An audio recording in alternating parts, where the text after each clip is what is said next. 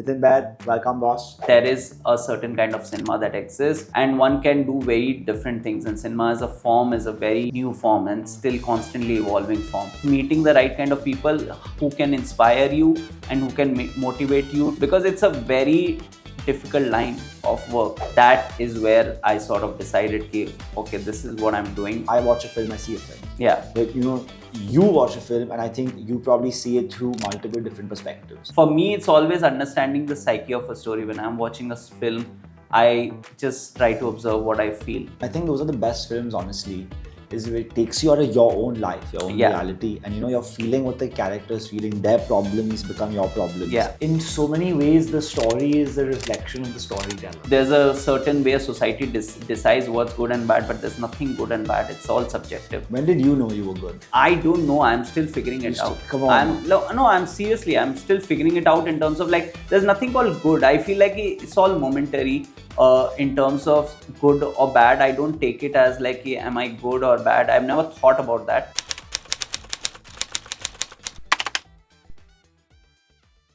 To Man on a Mission, episode 5. Nitin Baid, welcome boss. Thank you so much. Happy to have you. Likewise. So how was your night last night, man? Exciting. I slept at 11 o'clock. Yeah, early, I hope. Very early, because I was prepping mentally. Okay, I have to reach Lower Parel by this time and everything. And that's why I was like, and I was just praying it won't be raining like cats and dogs, hopefully. So I'm like gonna take it like really less time to reach and everything. And sadly, it is raining. Yeah. But it's good for the lighting. It makes it a little more, intense, because we can't control the lighting over here. So I like a nice dark vibe. As long as it helps your podcast, as long as it's more intense and gritty and everything. You coming here is helping my podcast. Thank you so much, man. Yeah. So tell me, man, how was you recently in Europe?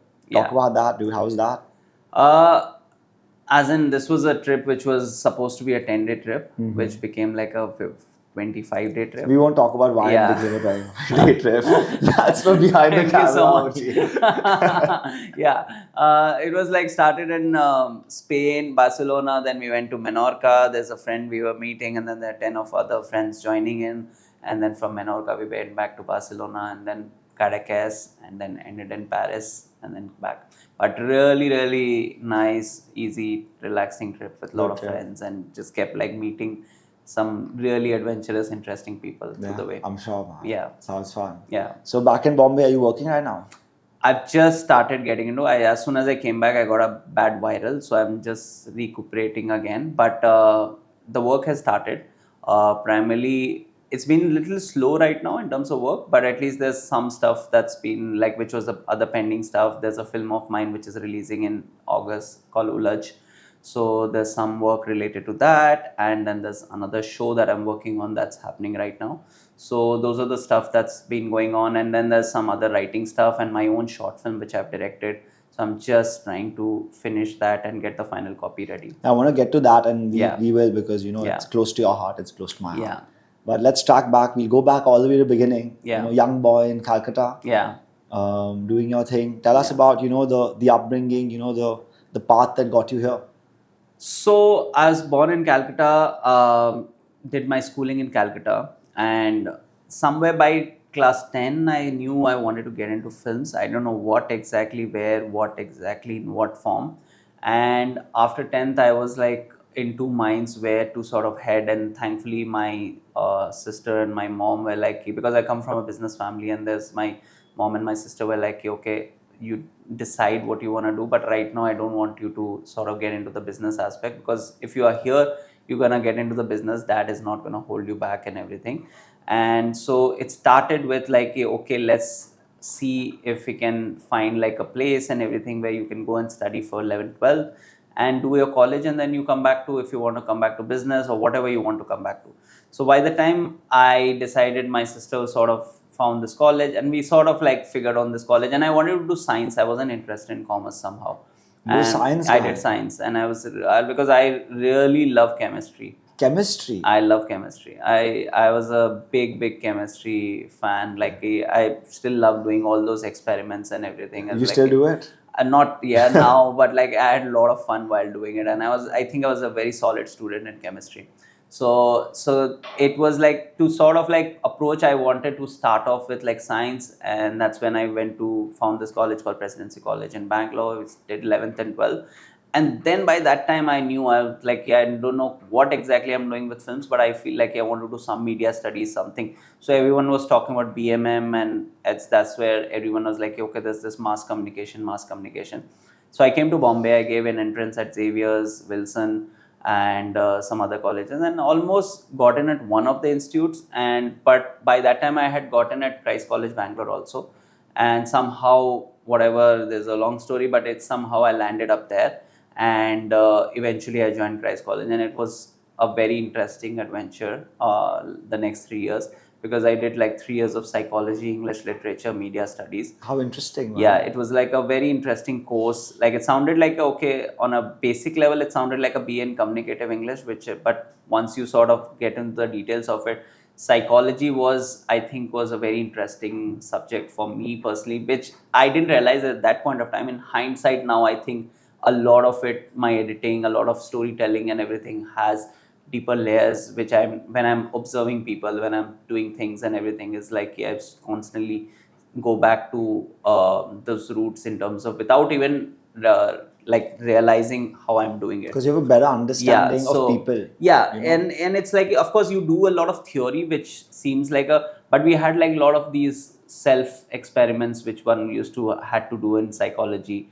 And English literature is where I sort of like connected with the stories and reading and everything, because till that point of time I was a ferocious reader, but like much of the stuff I was reading wasn't like in terms of the like I wasn't like that well versed with English sort of a thing, in terms of when I say well versed with English literature, that much in growing up in school and everything, because we were largely focused a lot on Hindi and everything. And on chemistry. And chemistry, of course. And that's where it was sort of started like and in meanwhile, while I was studying in college, I joined a film club at that point of time, it was called Collective Chaos. And that's where we started watching these films from different part of the world. So till then we were watching, like, when I say we, there's this friend of mine and couple of other people, and it started with like just like us wanting to watch films. And then when that world opened up about like the different sort of films from different countries, like Iranian films, Russian films, and varied kind of films. Old French cinema. Yeah, French cinema, new wave cinema and everything. And that's where it realized, okay, there's a different kind of cinema that exists. And that's where it sort of like built a different vibe in terms of mentally, and wiring changed. That's the wiring in terms of just wanting to sort of achieve like there is a certain kind of cinema that exists, and one can do very different things. And cinema as a form is a very like new form and still constantly evolving form. And that is where I sort of decided, okay, this is what I'm doing. I don't know what exactly till now, but I want to do. And I directed like a couple of small things while I was in college, and that sort of gave me at least like a lot of confidence. Okay, this is what I want to do, and wrote like short films. And as soon as I was done with Whistling as a Christ College, I joined a film school called Whistling Words in Bombay. Right. And that's where I did like 2 years of my film education. That was also a very good space, because it kept me connected to the Bombay industry, and sort of like just gave a perspective of what I should do and what I shouldn't do, kind of the whole thing. Because this filmmaking is a vast like area, and one can really get lost in terms of what one wants to do. You can go down any number of paths. You can go down any number of paths also. And the thing with filmmaking is also it's connected to like eventually you need to understand what kind of filmmaking you enjoy the most. It's like you can be you can be a mainstream filmmaker, you can be an art house filmmaker, or you can be anything, whatever your your soul connects with. But it's very important to know that, because that leads you to that path, and then you don't end up wasting your time in something else and then trying to figure, oh, how do I land here, kind of a thing. So that sort of clarity was much more. And I sort of did a specialization in editing actually. At Whispering Woods. At Whistling Woods.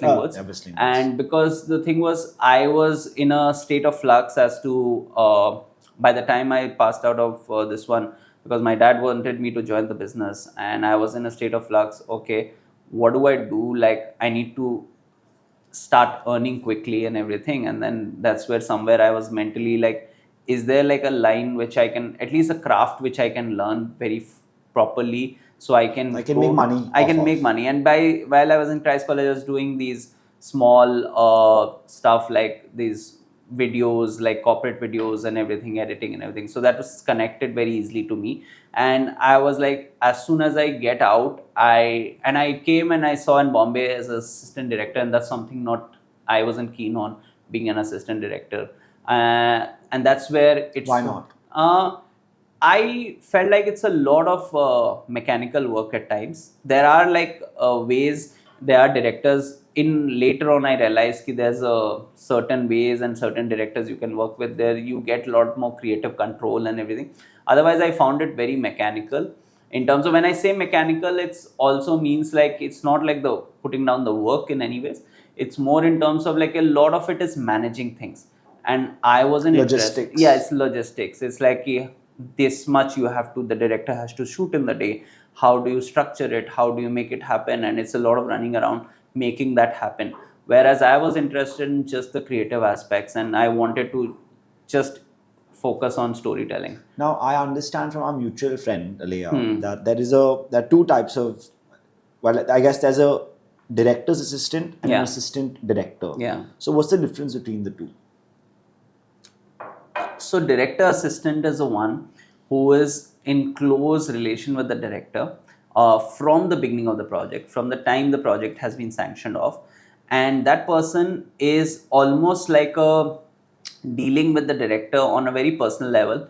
So he or she is the one who's coordinating everything for the director in terms of meetings. So he or she gets the most FaceTime. FaceTime plus introduction to the creative aspect of the project, because he or she has gone through a journey where the person has seen a lot of changes in the script, person has seen what is happening in the script, who was being cast. So that's actually one of the most creative director assistant gets to see the most creative aspects of filmmaking, because you've sustained till that, and if you stay in post, you get to see how a film is getting shaped up and eventually getting it out. Whereas the assistant director is someone who is hired for the project to deliver the project in a certain manner. Might not be, the assistant director is working under a chief assistant director primarily. Of course, they're all working under the main director, but chief assistant director is the one who's setting up the plan. And then there's an AD1, Then AD2. it's a classic strategy in terms of how to run a sort of a channel of things and all that kind of stuff. Okay, very interesting, man. And you, as an editor, your coordination, I guess, would mostly be either with the director's assistant or with the director themselves in post. In my case, it's always been director primarily. Like in sometimes it's a director's assistant, but I think I've been always in touch with my directors, and like there's a like they'll pick up the call and they'll just call me kind of a thing. But yeah, director assistant is if not the director, it's the director assistant. Yeah, I mean, we'll speak about, your relations with your directors, because you've worked with a couple, very impressive directors. But before that, again, coming back to film school, were there any takeaways of yours from your time in film school? Like any lessons or any, experiences that you might have had that have, I feel film schools for me are primarily about the people you go with. Networking. Not even networking. Networking is a strong word. I feel for me, it's about development of your mind. Like any art school is about the people you spend your time with, how you look at life. It's Perspective building. Perspective, and it's a worldview that you set yourself up with, and that's for me is the main key factor in a film school. Like you pretty much join, because it's largely you are for 2 years or 3 years, whatever film school you join, you're basically joining, you are trying out things, you are making your own mistakes, you are getting influenced by these films which you watch, and you want to ape something, you want to create something. Some are incredibly talented people who go on to make amazing stuff as soon as they are entering a film school, and some figure out their ways.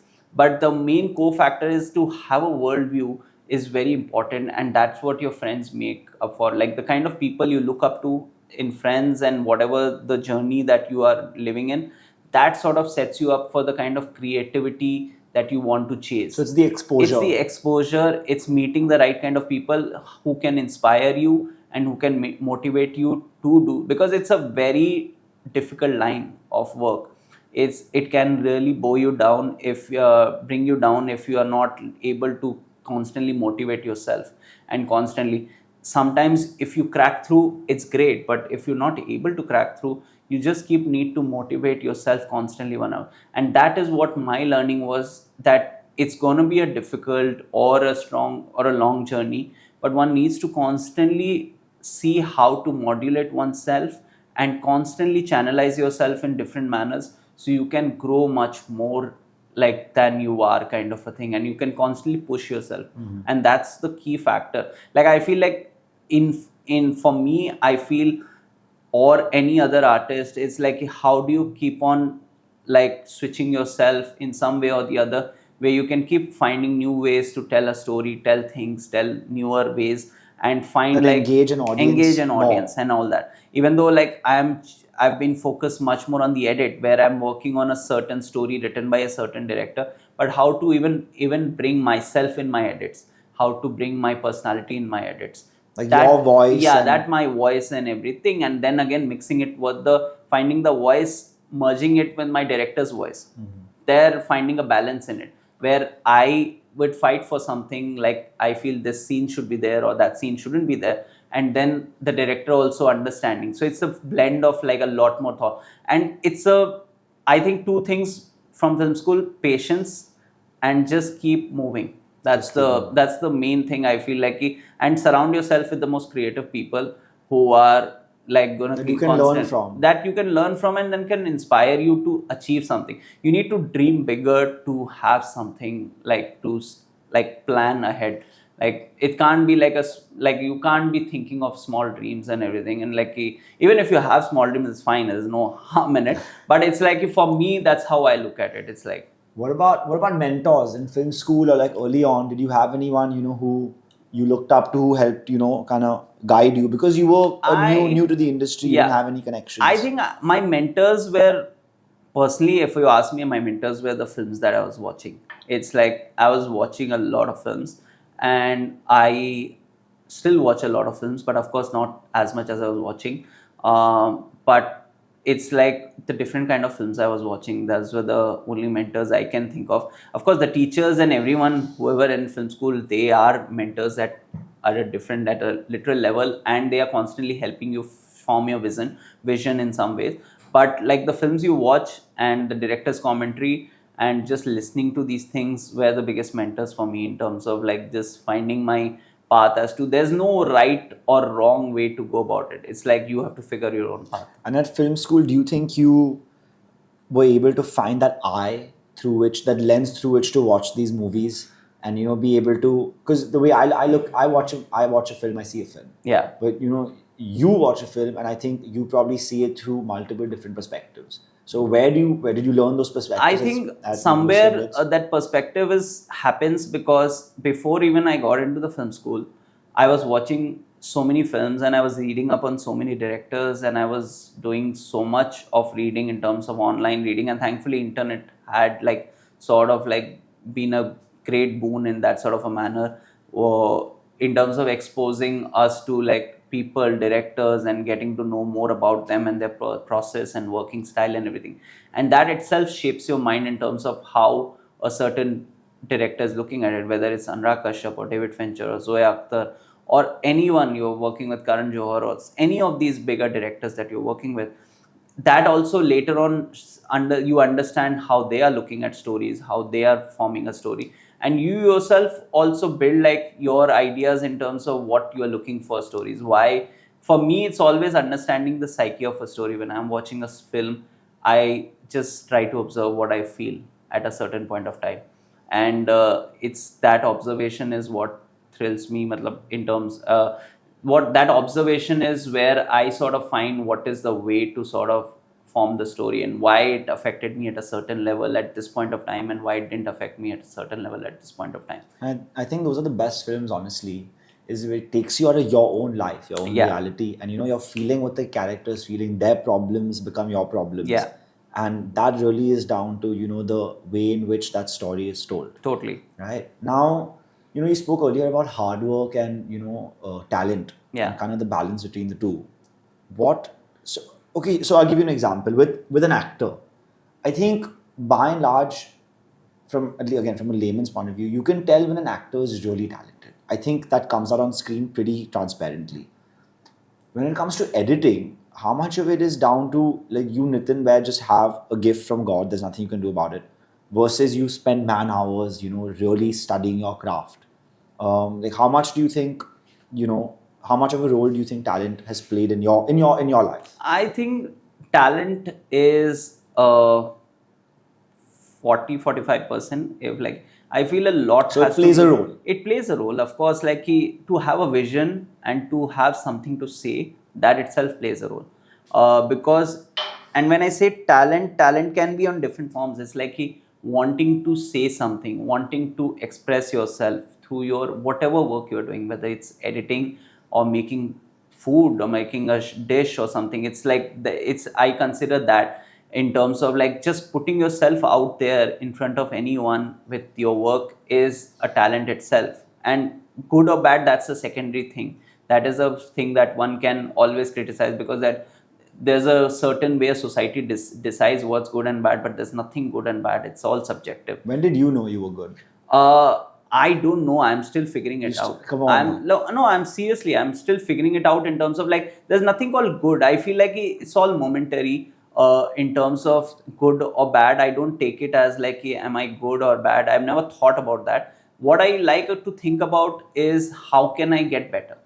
Is like how can I improve myself and how can I achieve more and how can I push myself, is where my challenge is, and how do I form bigger challenges. And that's where it sort of started.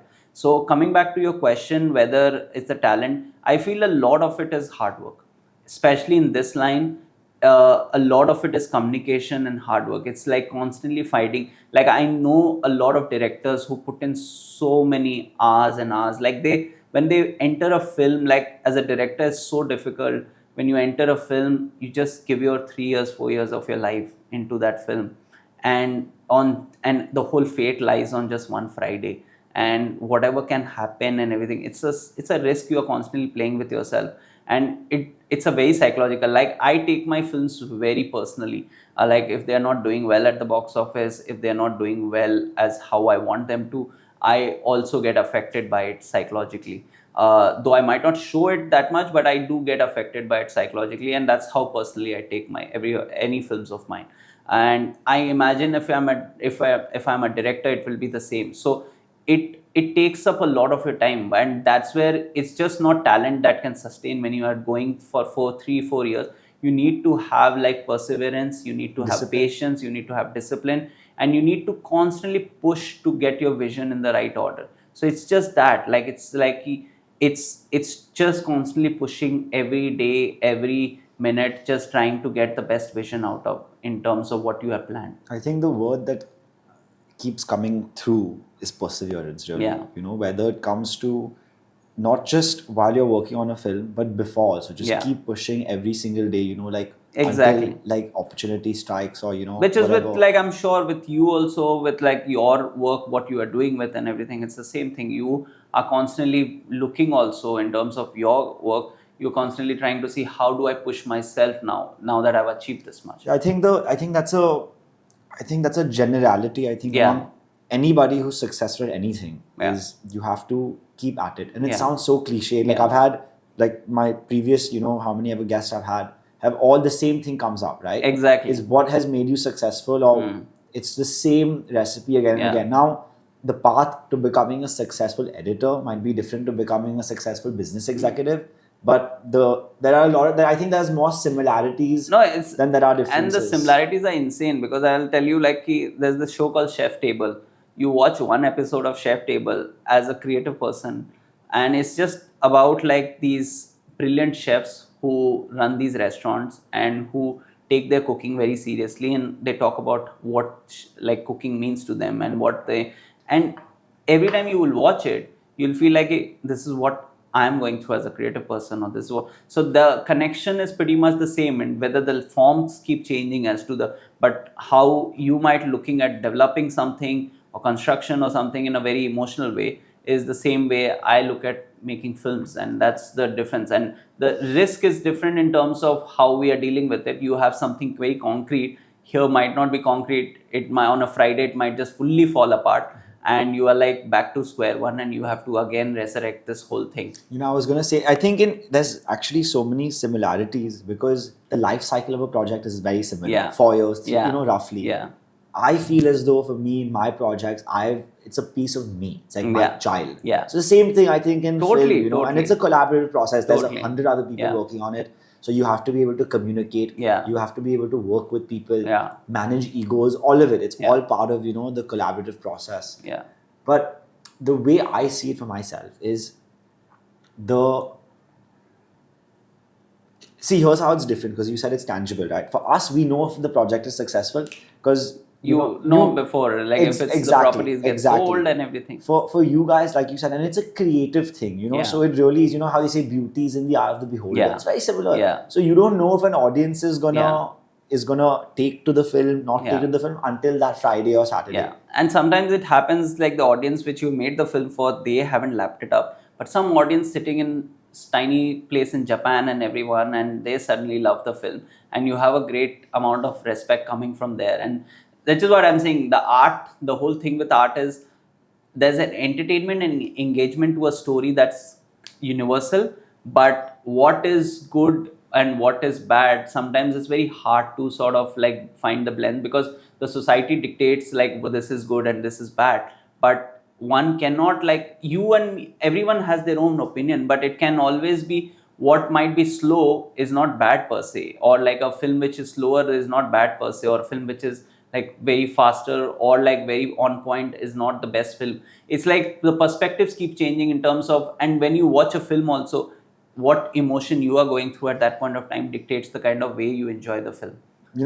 What you said in this topic of ours makes me think of an example in your own career with Masaan. Yeah. There was a interview that you did that I read about. Yeah. Where when you spoke about how you came back from Banaras. Yeah. And the crew was not happy with the film. But again, Masaan ended up being, critically acclaimed. I think 2 awards at Cannes, if I'm not mistaken. Yeah, 2 awards, Fepresky and Uncertain. So how did that happen? See, Masaan was a brainchild of, started with a brainchild of Neeraj. Me and Neeraj were working on, Neeraj was a DA on Gangs of Wasseypur, and we were working together, and we were closely working. So that's where you met? That's where we met. And during the process of editing of Gangs of Wasseypur, Neeraj, the first day Neeraj met me and he told me that I want to make this short film called Shore, which is on YouTube, I think. So he just like wanted to make this short film. He already pitched me the idea and he's like, will you edit it? And that's where it started. And he just met me for the first time. We discussed, we have this one. Over the period of time, I edit that short film. And by the time he's finished the short film, and like while we are working on Gangs of Wasseypur, he tells me about this idea, which started as the idea with just the Richa Chadda story, not even have the other story. And he started developing it. Varun came into the picture, and then slowly they went to Banaras and they formed this whole story. And while making the process, we, like, the whole crew was very new crew. It was like a very young crew in terms of, you have like Varun, you have Neeraj, you have Avinash Arun, you even have the actors. Actor Vicky Kaushal was Vicky Kaushal. brand new, I think, at the time. It's debut film. Yeah, even Neeraj, that was his directorial debut, right? Everyone. So everyone was just coming out, and we had like high expectation, high standards with what we are trying to chase. And I thought Varun wrote a beautiful screenplay, and there was a lot of details into it which he brought into the picture. The whole demand for us, like when we were on shoot, is how to make it the best, we were over pressurizing ourselves at times. I feel in hindsight now, when I look back things, and still with little bit more experience, I think lack of experience, it's like you want to just achieve more and more and more, and you feel like, how am I not getting this? You're trying to aim for perfection, but yeah, you were like, because with shoots, it's like so many factors at play. It's not just one thing. It's like it's when you are on a shoot, there are so many things constantly working towards you or against you, kind of a thing, and you just have to find the right balance of things. And that at that moment of time it felt like, oh, is this like we really screwed it up or what happened and everything.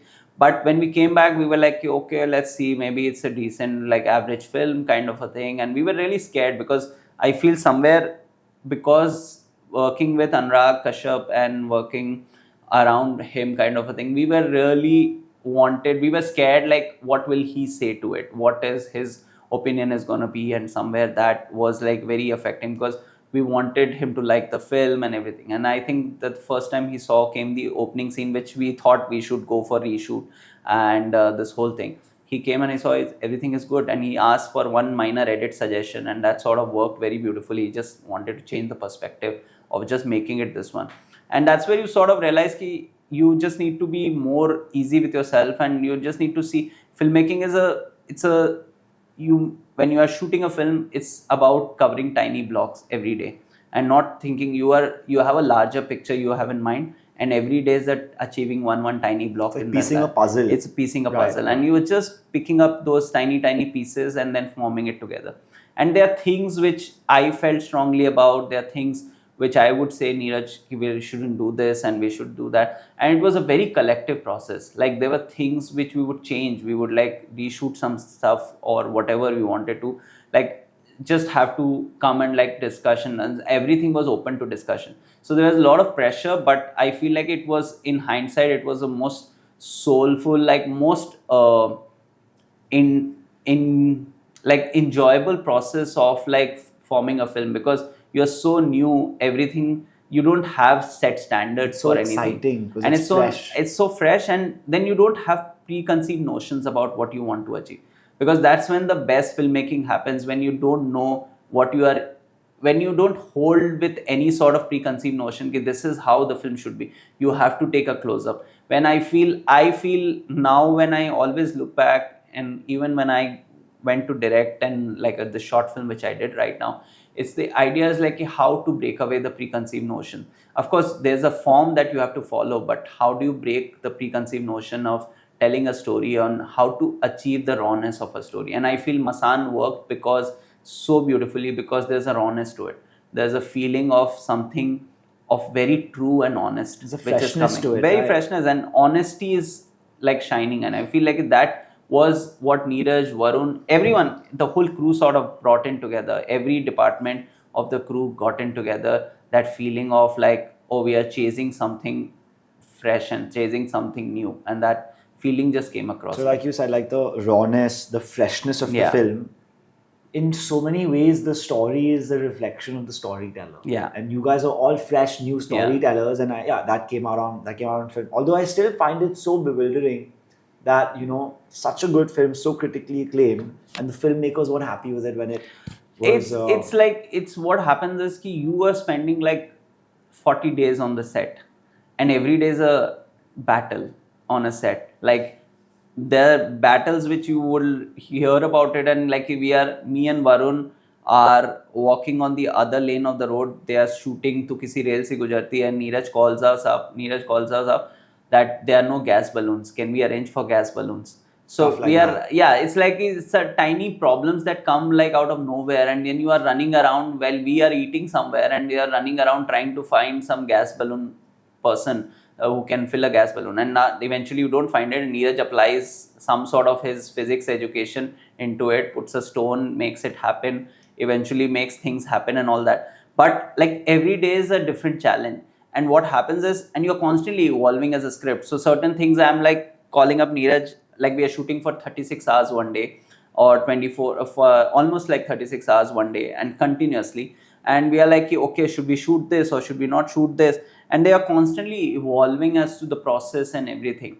So it's very like you get little bit like get clouded with what you are achieving, because you haven't seen the real picture and you want a fresh perspective to step come back. in. So when you come back and you step out and you suddenly have a new perspective, or someone who wasn't there on shoot and saying, guys, this is like, still remember the first time we showed it to our friend, the longer cut, and that's the first time when offline edit which we showed, that's the first time we realized ki, okay, we have a decent film in hands. No, like she didn't hate it or anything and all that, and she really loved the film. So that's where we felt very relieved, and I think me and Neeraj, we were like, we were like in such a shape of like, okay, it's a decent film, it's not a bad film or anything, and now we can make it better only. And then I remember showing to Abhishek Chaubey, the second person, he saw the cut, and he was so precise in his communication in terms of like what he said about the. I still very clearly remember what he said about the film. He just didn't get into the specific. He said, "This performance, I feel at this point of time, is little bit much. Otherwise, your film has everything coming together. You'll only get better of it," kind of a thing. And that journey, sort of, a lot of people came and just helped that process of like editing. And editing is almost like forming that constantly evolving process. It's like you can just keep it going and keep making things better. Sometimes you can over spoil it by doing too much to it, but it's just the process of like having like different people and perspectives and slowly bringing it together in the most proper form where it's like perfect duration wise, pace, and everything else. Now, say you're done with the film, like final cut is Yeah. ready. This is right before you're releasing. Do you know innately that this film is going to be a super hit, or this film is going to be a masterpiece, or is that something that I the think audience tells you? I think you feel instinctively something about a film, but masterpiece is a strong word. Like that, you don't know what an audience will really find like connection with. Like Masaan, we knew कि there is a good film with us, and we are proud of the film. And with the whole Khan's accolades, it just made it better. But still, that slight sense of fear as to how the main audience will react to it. You know that they won't hate it, but whether they love it so much. Because with a film like Masaan, what happens is the longevity of a film, then you realize a film that a film, you quantify a film with the time frame that it's made for. So when I say time frame, what happens is, can the film survive over the period of time, or it feels very dated over the period of time. So with Masan, that happened was, it's my realization is like it's a film that sustained beyond, like sustained over the period of time, and that's where we got the love kept coming in. Like today also, I get so many random messages from some people, and I like literally I was coming back from Europe right now, and then I met this person, and I just told them, oh, I edited Masan. And like out of nowhere, this person is like an art student in France, and she had seen the film, and she was like, it's one of my favorite films and everything. And then you find those connections with people in terms of like them just talking about it, like how much they love the film and how much they were moved by the film constantly. And that makes it special. And that's what I feel, if I can have like 10 films like that in my reel or in my work reel, which sustain over the years, that itself is quite Longevity. amazing. Longevity. Yeah. Like a classic, basically. Like, it's a classic, and that itself is quite a feeling of like good.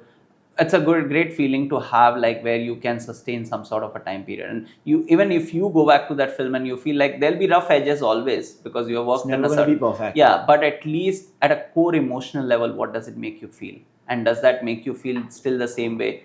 And Masan for us is just youthful energy of like us wanting to make something together, all of us coming together. Today, how does that movie make you feel?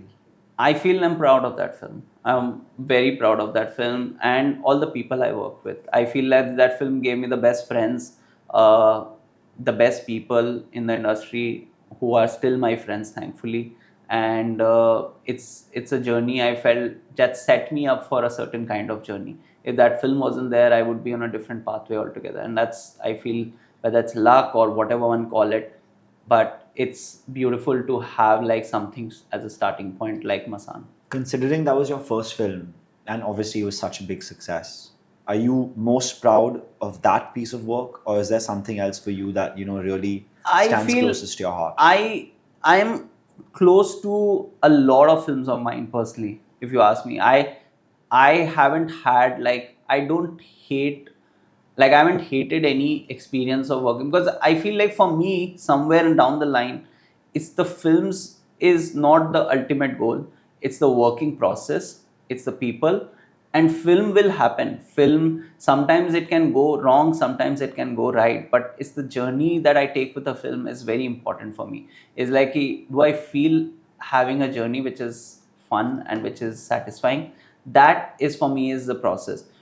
you'll obviously have your own critique about the films and everything, and I have like a lot of films which I like on my, like whatever I've worked on, and every film is special in a different way, because I can say, oh, Masaan gave me this kind of a challenge to play, Razi gave me another kind of challenge, Gully Boy gave me another kind of, this was my biggest musical sort of like first thing, or like Rocky Rani is another kind of challenge. So every film brings forth its different kind of challenges, and one looks at it, like I look at it, how do I survive in these different forms, and how do I survive in when I'm working on a Rocky Rani, or how do I like have fun with it.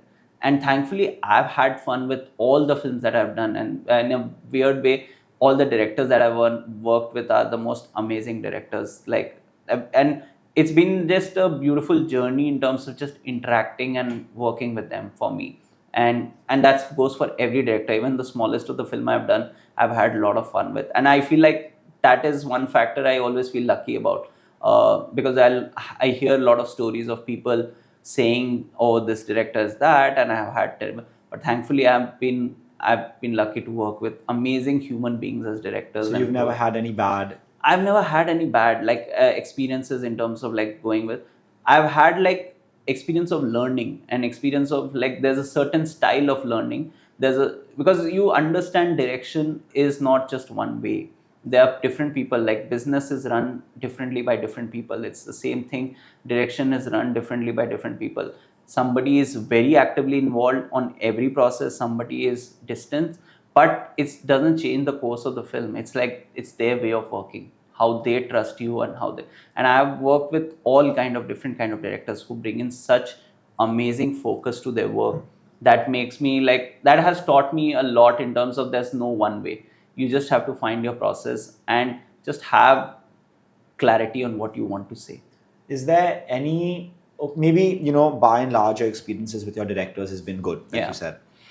Was there any instance where, you had a, clash of ideas or perspectives, See, and what happened there? Clash of ideas always happens, but I am very open in terms of, because I also don't know at times, like I feel like a clash of ideas is something that one could fight about, but nobody knows what's the right way, because till the time, because we are invested in a film for years. Now when you finish a film, when you are editing, the director has invested 2 3 years into a film already. So the clash of ideas will happen with any film, because the director feels, if a director has written the film or not written the film, they'll always feel a certain, because they've already invested a certain way of time. I respect that aspect of a director, because I know they have a journey to make themselves. When I suggest something different, I know they're not agreeing to it right now, but it will happen maybe in due course or whatever, if like what I'm saying is right. And sometimes they are also right, sometimes they believe in it, and I feel like that shows also as to how their belief really worked for the film. And sometimes you might be suggesting this is the only way to go about it, and you realize no, actually that was what they were suggesting was also right. And that's the learning, and that's teaches you about telling a story, because it's about what you stick to. And for me it's that, like a clash always happens, but it never goes down to a point where we are like hating each other. Never had one of those Yeah, because experiences. I am very flexible, because I feel like it's a journey, it's a very clay form sort of a thing. You have to be open, and editing primarily is a, like you have to be adaptable, you have to constantly evolve yourself and see what is the larger picture that you are achieving. If you get too caught up in the tiny intricacies and get too emotional in the tiny intricacies, you won't be able to see the larger picture. It's like when you are telling the bigger story, you have to always look at the bigger story. It can't be just like this one moment and this. You can be emotional about that moment, and you can have an argument discussion, but it never comes down to a point where we are not able to Collaborate. convince each other. Like the idea is to, if I'm not able to convince, then I'm not convinced. Very It's interesting. as simple as that. It's a good way to put it, man. Yeah. Now, where would you say okay, let me give you two scenarios. Yeah. Okay. Say the first one is a film where you've, again, final cut, you are just absolutely satisfied with where this film is creatively. You're very just, you're proud of the work you've done. But this film hasn't gotten the commercial success that you would have wanted Yeah. it to. As opposed to a film where, you might not be as satisfied with it, but again, it has the commercial success and the accolades. Like, what for you is more, internally satisfying? I feel it's a tricky question, but I do feel it's it's the I would feel if there's a film which I've had a feeling, okay, this should work commercially and it hasn't worked commercially. It definitely plucks plucks your heart a little bit internally, but I feel the whole thing with that is that you have to understand why certain things hasn't worked, because when you start understanding why, you will start seeing your reasons. You will start seeing, because I feel that there's nothing that's not understandable if you just go like beyond, like when you actually analyze anything in terms of storytelling, and when you actually look into it as to why a certain thing hasn't worked, because there are a lot of factors. When Masaan came, we had like Bajrangi Bhaijaan on one side and Bahubali on another side, and there's a film called Masaan which is releasing in between.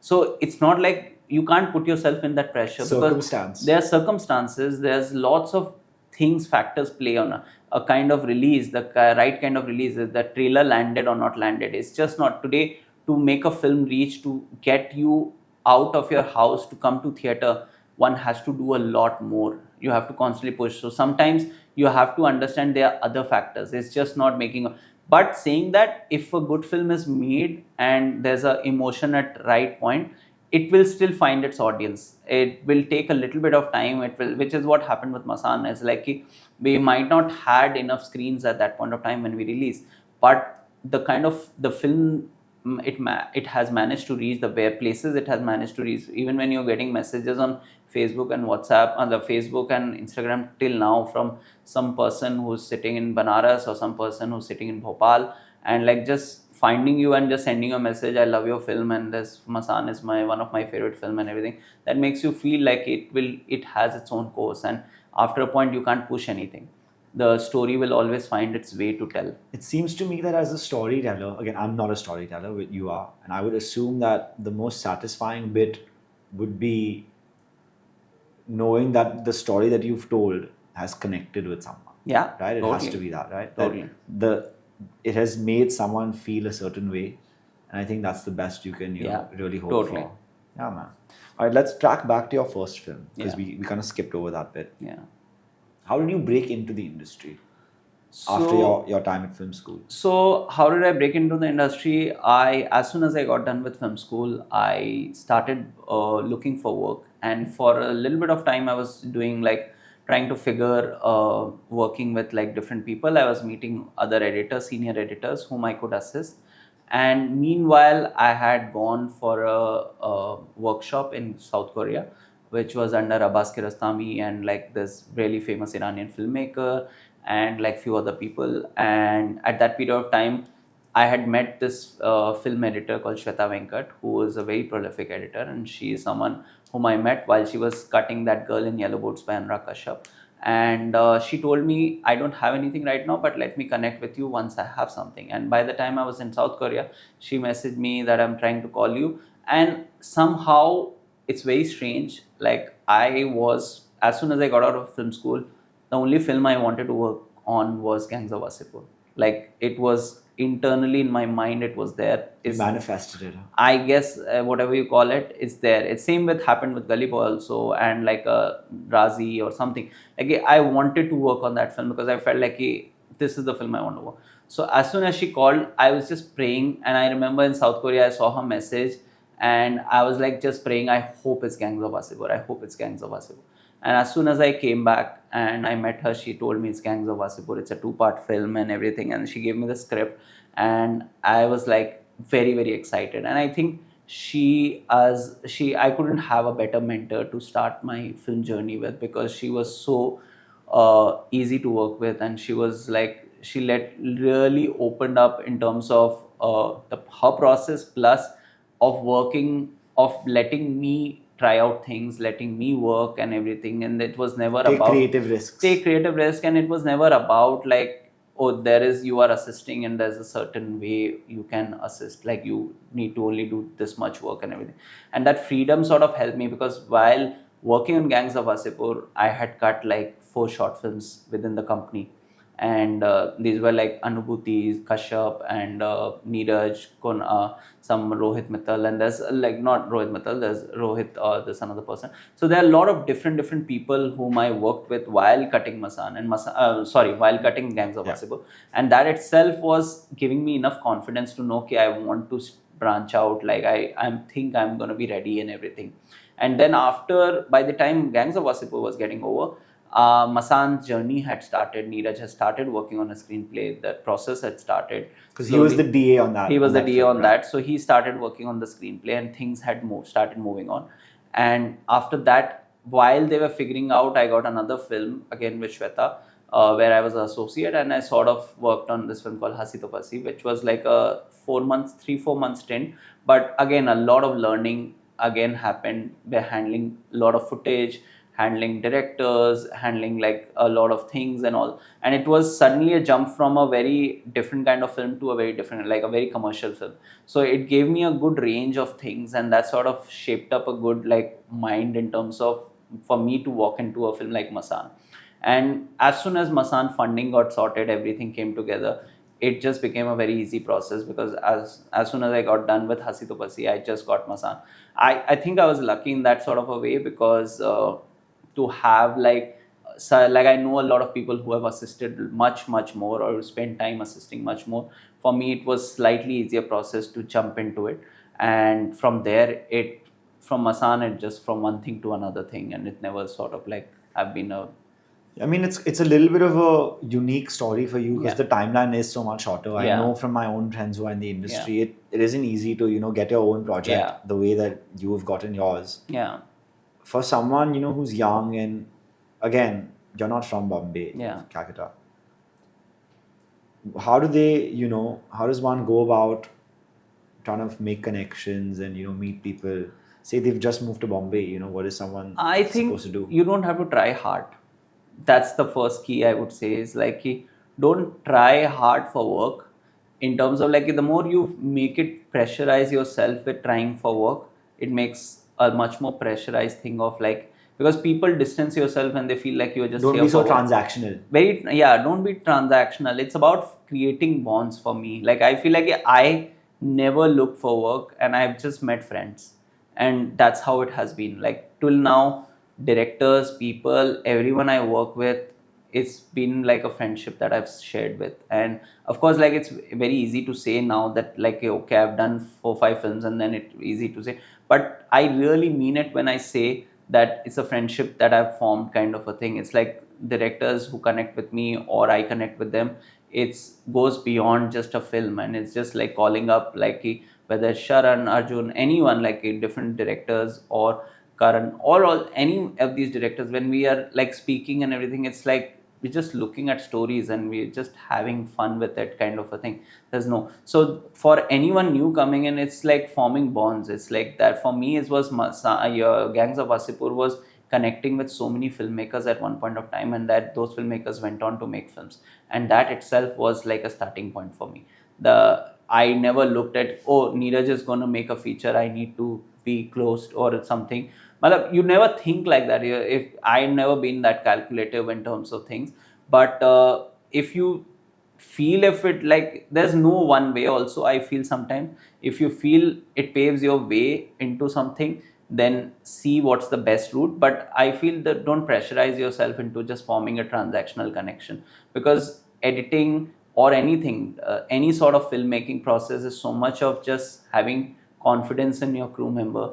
It's just having a camaraderie with your crew member, that like in same way, if you are doing business about something, it's like you having confidence with your site person who's like having, okay, You this have guy, to have trust. it's the trust that makes projects happen, and that's what one needs to build on. It's like when you have the trust, even if you are slightly less talented or something, it's like you feel like you can come together and make it, because it's a collaborative medium. It's just not a one person medium. Okay, how is it? Let's talk about working with Anurag Kashyap. How is he like? What is it like working with him? I worked with him on Gangs of Wasseypur. That was the main film I worked with him on, and he is like that time when we worked with him. At least me, Neeraj, and everyone. You remember it was only like I had learned a lot from him. I think he was like pretty much like very free flowing in terms of how he approached work, and it sort of dictated for me personally as to what I want to do and what I don't want to do in terms of seeing a process of a director. And when I say that, I mean like their ways of working and their ways of like handling things and all that. He's a very free flowing director. He's constantly like he's a writer director, so he's constantly reworking, rewriting, constantly looking at like how to, which is with every director per se, but the main thing with him is he's so embedded, like he's such a quick writer also. Like he would sit at like within 1 hour he'll write like a new scene, and he'll create like a new moment, and he'll create like a new voiceover. And because Gangs of Wasseypur was a very vast dense process because of like being two films, and there's constantly like evolving process, it was very nice to be with a director who was like constantly trying to chase something special. And for me that was the best part about him. Like till now I feel like whenever we meet also recently or whatever, I feel like that energy which he has, I haven't seen in anyone. That desire to make films, it's something very special. Passion. The passion, it's like he will give him like whatever money, he'll just make a film. He just has things he wants to say, and he has so many things. So it's never like nothing can block him in terms of making a film. That I feel is such a great boon if you are an artist. Like you can't stop him from creating something. He'll constantly He's a create. creator. He's a creator, and he's like very like constantly, whether you can have judgments about it, you can discuss about it what you feel and everything, but you can't stop him. Like that's the beauty of his, like his ability is constantly marching ahead kind of a thing. And that I feel is such a great ability to have when you are creative, and like to have like any kind of films he makes and the kind of range of films which he has made, just constantly moving from one to another, and like never stopping. Like he's just very prolific in that ways and constantly trying to do something. And are there any similarities or differences between, say, an Anurag Kashyap or a Zoya Akhtar or a Karan They are Johar? all very different. They are all very, very different Expand on because that, dude. I feel with any directors, they have their own process. Zoya is very organized. Zoya is like very focused in terms of differently focused in terms of like how she approaches, because her filmmaking process is a very uh, like a very streamlined process where she applies, and there's a lot more where, and it all comes from the kind of filmmaking upbringing that one has. So whether you AK went with like his sort of like with the Ram Gopal Verma and sort of that film school, which was on the go movement kind of a filmmaking, which was like, I have this much, how to extract this much out of this. Like it's almost like a how to extract more out of little that you have kind of a thing. And you see so many directors that came out from there, from the Ram Gopal Verma film school, and like generally a collective which was making those kind of films. They all are so versatile, so interesting. Whereas Zoya did a lot of aiding in her early career, and that sort of shaped her in terms of how she approaches film. And the films that she has done are big star films and everything, and there's a very systematic organized process. Like Zoya sets are something special. Like it's like one of the best sets I have been to, in terms of just a camaraderie. Like Gully Boy set was one of the most purely, the most energetic, vibrant set I've ever walked into. It's like the energy, you can feel it. It's like the people, everyone, you felt like you're working on something fun, and you're like, there's no pressure whether you're making special or not special, what is the film gonna be, that is a secondary. But like just a general vibe within the set, everyone enjoying the project, everyone wanting to do their best, that she gets the maximum. And I feel like that's one ability among all three, that's the common thing. Like that's what a great leader is for me, is like whether Karan, Zoya, Anurag, all of them have the ability to extract the best out of people they work with. And that's one of the most important ability of any director one has to have, because to give the right amount of freedom and to give a right amount of direction so they can exude what is needed for the project. And that I feel is the common thing with all three of them. Like you see the people they work with, whether all the people Anurag Kashyap has worked with is we've all like come out of that film school in some ways, like whether it's Varun, me, Neeraj, and so many Anurag Kashyap, and so many directors who are working right now, directors and like crew from cinematographer, artists who are like cinematographers, editors, sound designer, music, everyone who's worked with. So they are very different kind of people, but like they've given their best work and managed to do further. The same thing with Zoya and Karan is like the kind of freedom they bring in and the ability of like giving in, having that trust with the people that they believe in and letting go of and letting you shine in terms of what you are doing. So the energy on a set, in terms of people having fun, and more importantly, I think everybody buying into the process. That's a top-down process. It Yeah. starts from the director and it goes Yeah. on down. So what are the things that all three of them are doing that makes people feel bought in and part of the process? See, it's different kind of sets also. It's like when you're on a Karan Johar set, it's a very big set. It's like you are doing a very big film, and when you're on a Zoya Akhtar set also, it's a big set. When you're on a Anurag Kashyap set, sometimes it's a big set, sometimes it's a very controlled location, like you are shooting real location, you are shooting in a small area, you are shooting in a constrained environment, the budget is different. So all that dictates, but the core thing that connects all of them is having the crew that believes in you and that believes in your film, and to ability to inspire them to constantly bring their best A game out of it. And that is the key factor with all these directors. It's I when I say fun, it's like the fun can be thought about in a different manner where everyone is happy and the happiness is the one. But for me, the fun on a set is when everyone just enjoys their work and wanting to push to get the best out of a scene, where every person contributes, suggests things, and makes it better. And that's where you feel like it's just happening. So, it's a very subconscious thing. You won't even realize on set, but it's especially because now I directed something. I know how important it is to have a right energy on set. It is like it just makes things so much nicer, and even the because eventually, see, film will have its own destiny, but you want to have fun while making it. It's a process, and yeah, that's why you do and it. yeah, it's like I feel like it's different for different people how they look at it. Like Zoya really sees to it. When she's directing, there's like a way she approaches everything, and there's a very design process. But the process is very like inspiring, and the process of like making things happen, that makes it special.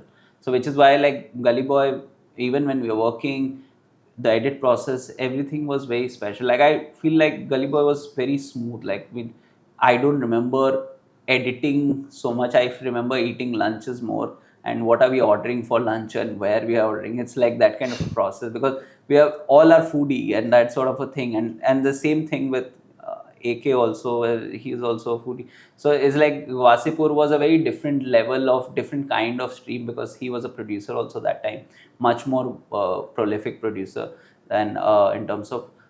So that time it was a very different process. It was a one collective in Warsaw, one bungalow where so many filmmakers are working. Everyone's together. It felt like a creative club kind of a thing. Everyone would come and everyone would leave at 3 a.m. in the And that morning. must have been so fun, man. It was a very beautiful process. In hindsight, everything feels like very nostalgic and everything, but it was like that's what shapes you up in terms of, because as I said, it's not about, never about the films you do. It's about the people you meet in the journey and like can you hold on to those people and everything. That's the thing. What is your, now say once the director sends you the footage, what is your process as an editor, and how involved is the director in the, because the director, like you said, is on a set for 2-3 years, Yeah. so they sometimes might even want a break Yeah. right after they're done shooting. So what is the process of like what is the editing process once the footage comes to you? So editing process is very simple. In today's world, in digital world, everything comes as soon as your thing is shot. So if it's shot yesterday, you'll get the footage today. If it's being shot in Bombay, or if it's shot being exterior, you'll have like someone who's working out of Bombay. You'll have someone working on the set and making that footage. So once you have the footage, you have an assistant who's syncing and sorting the footage, and then you have an associate who may be lining it up for you as to how you like it, a very basic lineup, and then you sit on it and you cut the scene yourself. and that's the very streamlined simple process of like, so you start cutting with scenes, and then eventually when all the scenes are cut, you put them together and you start forming them together, and that's where it all starts coming together. So firstly you just look at it as every scene as an individual piece, and is that piece doing what it's supposed to do? And once it's, you know, it's not, sometimes it's not doing, so you tell the director, "Okay, can we shoot something more? Can we, I don't think this emotion is landing or this thing is landing." So you sort of aim for landing something more, and that's where you sort of arrive at things and you blend like things together. Now, I would assume that, every scene probably has 4 or 5 cameras on it or whatever that may Yeah. be. Yeah. So, how do you come to the decision that, right now I want camera one versus camera two? Is that solely up to you, or is the director giving It's instructions? solely up to me, at least at the first stage and everything. And like with all these directors, I feel there is, at least, and with me working, I feel like we already have, thankfully we have worked on 2 films now, so we've already arrived at like there's a trust between us, so we know when we are working together, we know when Zoya shot it in a certain way, I know there is a certain style to which we are following. So You even already have an I understanding. have an understanding, and I also, we both see the film in a certain way, a certain lens, or so I know what is it supposed to be, and that's how I approach it. The idea is like, even if I'm doing a Gully Boy, is like, even if I'm shot with 2 cameras or 3 cameras, the idea is ki, what is the best way to tell this scene? It's like you are looking at that. Like sometimes even a camera C, which might not be seeming important on shoot, but suddenly it has captured the best part of the emotion that you want, and you utilize that. So because in edit you make new discoveries, and that's the process one needs to take, which is where I sort of look for what are the new discoveries, because you, as you are chasing honesty in terms of as characters, even when you're doing a mainstream film, the biggest of mainstream film also, you are chasing a different kind of honesty, but you are chasing honesty, like you want to believe in that world. When you say, "Ki, I went inside the film but I couldn't get into it." When you watch a film and you don't like a film, you're like, "Yeah, I enjoyed the film but I couldn't get Are into you it." pulled into that Yeah, world? matlab, I just didn't get into it, I don't believe that kind of a thing. But when you believe the world, that is what honesty is all about. Like if that world of honesty, it might not be the honest in terms of like a Rocky Rani might not happen, it might not seem like, okay, this is how real something will like happen kind of a thing, but in that world it feels like this is very true to what it is, Within like that reality. within that reality and everything. And that's what happens with like big mainstream films. You walk into a world, whether it's escapism or anything, but you believe in that reality, and that's what the beauty is. That's what you are constantly trying to chase with different films and different tone and different kind of pacing. Now with Gully Boy, it was a movie obviously with a lot of not musical numbers. I guess you can call them Yeah. musical numbers. I'm assuming that was a new process for you because Yeah. I don't think you'd worked on something like that before. Yeah.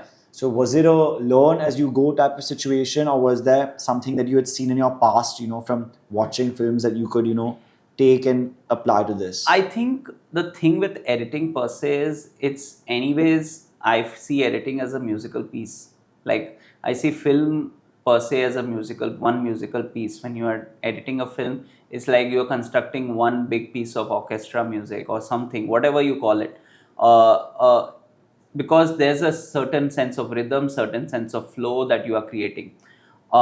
So with a Gully Boy, of course, they are dance numbers and they are choreographers. They are choreographers helping to shape up certain things and all.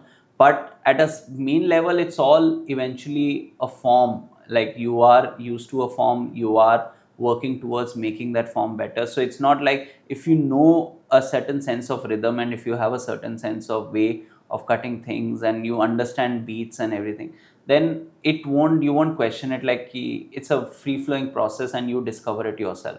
There's nothing specific per se as to you have to do a certain kind of education or certain kind of learning. It's like understanding music. You enjoy music, you feel it in your bones. How do you react to it? It's just purely that. It's just again, whether it's a musical or just a regular scene, Yeah. it's part of, like you said, a piece of the Yeah. same puzzle. Yeah. And it's about telling the story Exactly. in the way that story was meant to be told. Exactly. Let's talk about actors. Yeah. Are there any that do you really interact with actors much as an editor? I do interact with a lot of actors. And in what capacity does an editor interact with actors on set? Not on set. I think it's usually sometimes I would meet them like on set if I'm gone on set, and sometimes it's mostly about like post meeting when they come on the post to watch the edit, or just generally just catching up kind of a thing at times. So those are the interaction, and sometimes like we have created like have a relationship that I share with certain actors, and they would just call me up or something as to Just as friends? yeah, as friends, as in, like they call me up in terms of like sometimes if we are doing a film together, it will be just like how like I've done the scene, just see to it like what you're feeling about it or something, and they it's a bond that we share, and it's like a bouncing boat kind of a thing where sometimes they would call me up and just say ki, what do you feel about it, what's the vibe, and are you feeling it's working or not working sometimes. And other times it's purely on the post. I meet them once we are getting a cut ready, and then we'll have a discussion as to how they are seeing the film, and how we have constructed it, and what's the difference and all that in terms of how they saw it. But yeah, nothing like in terms of it changes from film to film and with actors to actor. So you've worked with, I guess you've worked a lot with Ranveer Singh, because I I think worked there's with 3 or 4 Ranveer movies now Singh. that I can I think have of. worked with Alia Bhatt, like a lot of with Alia, Janvi, and Sid Malhotra, and add many actors, of course. Like these are people I think I worked on more than 3 films, Exactly, three because I or was three thinking films. Ranveer Singh, Yeah, I'm thinking at least 3, yeah, right? If I'm yeah, not yeah. mistaken. Can you talk about their process, or can you not speak on that because you're not really Uh, on set as much?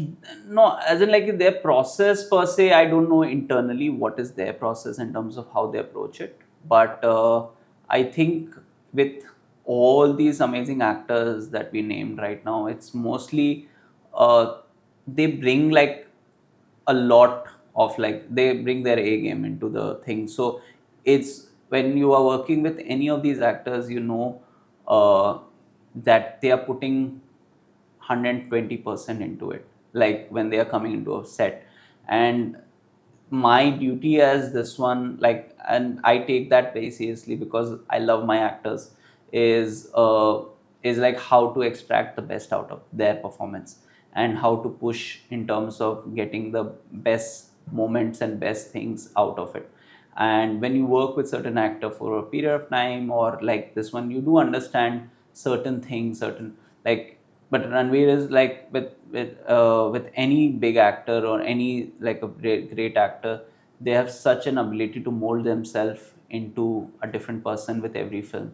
And that I feel like it, like when I remember 83 when I was cutting, and I see there's one scene where it's a press conference, and I felt like it almost gave me a goosebump when I was cutting it, because it almost felt like, because I had met Kapil Dev, or I had met him later or something, and it the similarity with which he did that scene, and I was like, wow, it's like almost felt like the real Kapil Dev is there kind of a thing at that moment. So those kind of things are very inspiring, because then actor brings so much amazing versatility, even with Alia with the Razi or Darlings, and like you see the variety with Rocky Rani, just jumping between like so many characters and such creating such amazing. Or with Janvi is like you, and Janvi specifically because I worked with her from the first film. So whether it's Gunjan Saxena to currently Ulaj to having Mr. and Mrs. Mahi, every film like you see she's doing it very differently, but yet like getting the best out of it and pushing herself harder and harder as an actor. So the process, the internal process one cannot predict, but it's like really you see them doing different things, and you notice like those tiny things, and that makes you feel very interested in that makes you feel very excited about just working with great actors. Well, I mean, see, obviously these are superstars, like you Yeah. said, and I think the reason that they are who they are is because they're able to attract the crowds that they do, and I guess that's why they get compensated the way that they Yeah. do. But do you feel as though editors get compensated appropriately?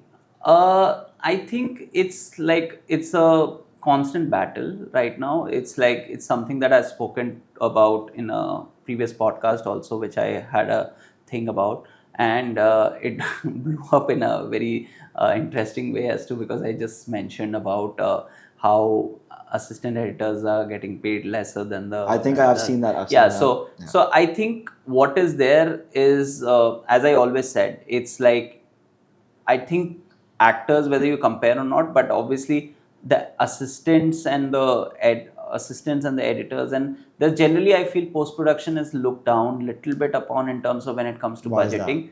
I feel it has improved from what it was from 5 years back, what I could see, but still there is like that feeling of like you can get something for a certain cost or whatever, that you don't need to spend that much, and to push for that achieving a greater quality, sometimes you feel like you'll end up spending sometimes more in trying to just save up some money.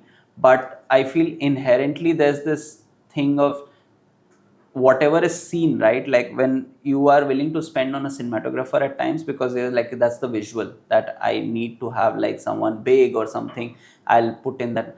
With editing is like, there is like, you will get, though they don't understand at times, like it's such a crucial part of the job. It's like literally the final stage of storytelling, and this person could change in terms of how your film is being perceived, and that I feel is something that change, like it's changing, but still far way to go in terms of because the time investment of the editor, or the overall time period that one joins for, is a lot more than what is required, like what is not required as in for what you're being quantified with. Also, I think we live in now in an age where I think content, and even to an extent high quality content, has been democratized. Yeah. By way of OTT platforms Yeah. and all of that. I think it takes so much more, like you said, to get people to leave their homes and buy a ticket and go to the theater. Considering that, do you think that the fees that whether it's actors or directors or whatever it is are demanding, is that sustainable, considering that box office numbers are See, it showing a will decline? anyways. If it's not sustainable, it's going to change. It's as simple as that. Any business where, and I'm purely saying this because it's just not looking at it purely just as a cinematic form right now. It's like at the end of the day, it's like there's a certain person investing a certain amount of money, hoping to earn It back has that to be money. commercially So viable. there has to be some commercial viability to it. And when a person is investing that much and taking that risk, the least he or she is expecting is to make that money plus a certain amount of profit to sustain the business to grow. So when that form is going wrong, you will have to change the gears. And if, like as what you rightly said, it takes a lot for to get an audience out of their homes to come and watch a film with so many advents of different platforms and everything, and that's the challenge also. But I feel the challenge will only get help you to sort of grow, because you will sort of push yourself harder in terms of like what is the right way to tell a story, because then you will focus on the storytelling. It will drive your, some key big actors will always be there, but at the form of like the storytelling is the crucial factor, is the what kind of a story I want to tell.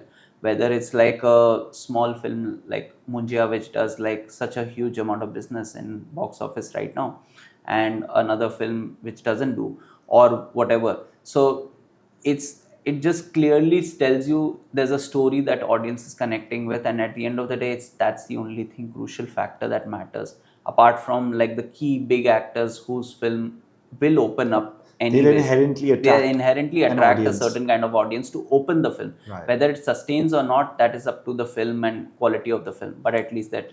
And how is the move to, in your opinion, how is the move to OTT and these streaming services change the Bollywood landscape?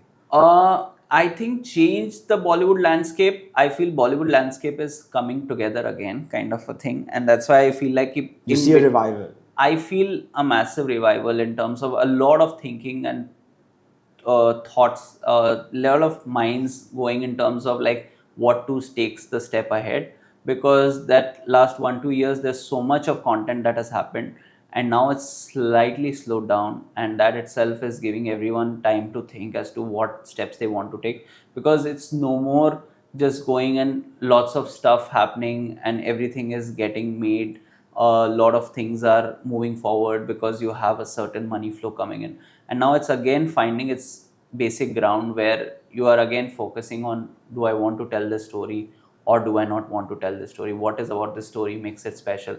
So you're really quantifying your choices, and that's a good step to start with, because then you are finding the landscape again coming back to.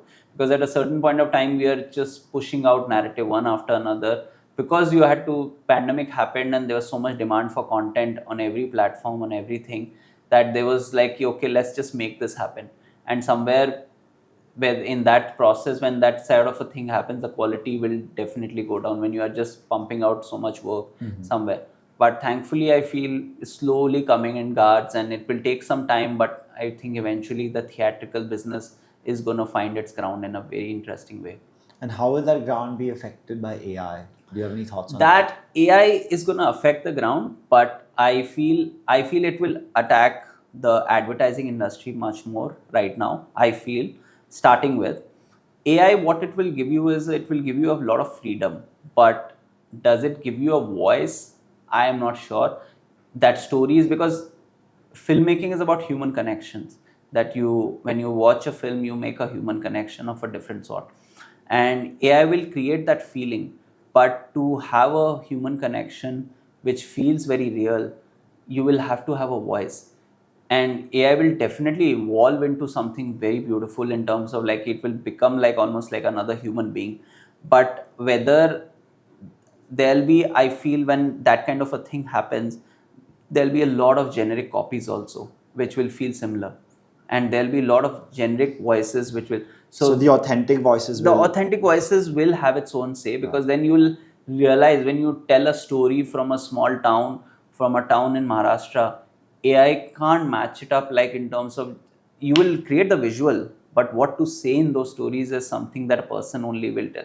AI will give you the freedom and the tools to make something, but you to have something, maybe it will take up some jobs here and there, but it will give those jobs in a different manner also, because I feel it will open up a lot of people will be required to just put inputs and create stuff out of it, because that person to put input is also going to be very important to create the right kind of visual, to sit and constantly type and give the instruction to get the right kind of visual. Certainly, man, a lot of changes coming. A lot of changes coming, and I feel advertising is somewhere where it will be massively a You big think change. we'll see that primarily? It starts with advertising, because those are long, shorter format Exactly. content, and it will be easier for them. Like, so brands will take over the AI route, where it will become much more easier for them to make an ad through AI and go to do a photo shoot. Like, if you saw the Gucci campaign and everything, which was done purely on AI, I think a campaign which was there on AI, and a lot of new stuff which is I've been seeing. Ad films, especially advertising, seems like a place where AI will take over. And what it will do is, it will help the people who are doing the input words and everything. So there'll be a companies which will really focus on getting the right output for you, and that will become like a main thing. prompts. The prompts. All right. The last thing I wanted to ask you Yeah. before we cut is the individual accolades. You know, Yeah. Filmfare Award, Yeah. IIFA, and Zee Cine. You've won Yeah. multiple. What meaning does that have to you? I think it has more meaning for my parents than me, Yeah. personally. I think they feel like, okay, he's doing something fine. And I feel like when I won the first Filmfare, that's when my dad realized he's not coming back to business. And he's like, okay. He's gone forever. Yeah, because my mom came for the award function. And I think for me, that was a relieving thing, because I feel like they sort of mentally settled down in terms of this one. As awards, of course, you enjoy when you win them, and I feel like it's a nice recognition, because especially when there's a good jury who is selecting you, you know, there is a value in terms of what they see in your work, and I'm forever grateful for getting an award.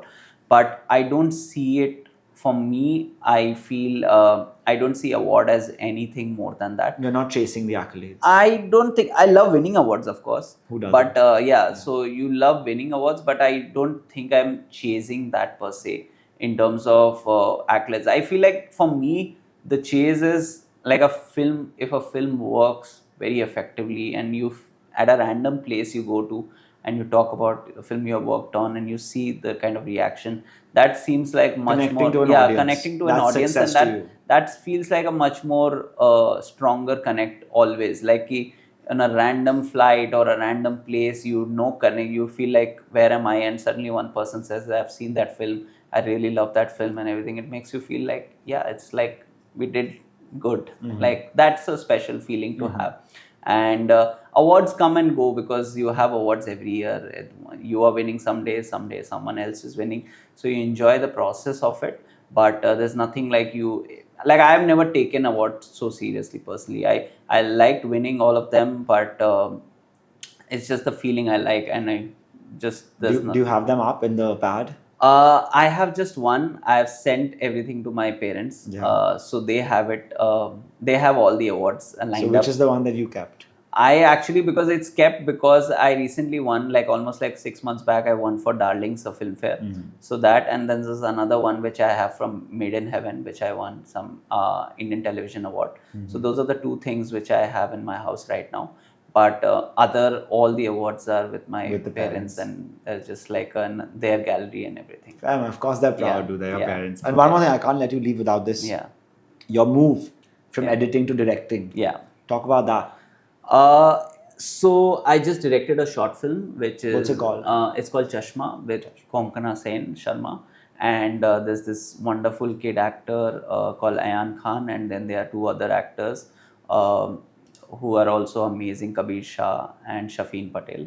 Uh, Brilliant, like it's a story I wrote long back. It comes from a personal space. Varun Grover wrote the screenplay, and I've been thinking about directing for a long period of time, and I've been just thinking, I feel I've just been lazy, and slightly I've taken a too much work to even As an editor. As an editor, I was doing too much work to focus on something directing. And thankfully this film happened at a right period of time where I wanted to sort of feel a different kind of a feeling of creating something. And I feel I managed to achieve that, because this process of making this film was the most beautiful process for me in a long time. And suddenly I felt like there is some sort of a internal growth that you felt, but without like saying it. Like I feel I don't know what's ahead for me, kind of a thing, but I know I'll direct something more for sure, because I enjoyed this process thoroughly. And I feel like this is the first time I interacted with so many people and wanting to tell what I want, and I was doing that in editing but in a different manner, and suddenly you are actually interacting with, It's a different capacity. it's as a different director. capacity. It's like selecting from costume to every detailed department, and it's a process, and the fear of like not landing it right is such a beautiful fear to have.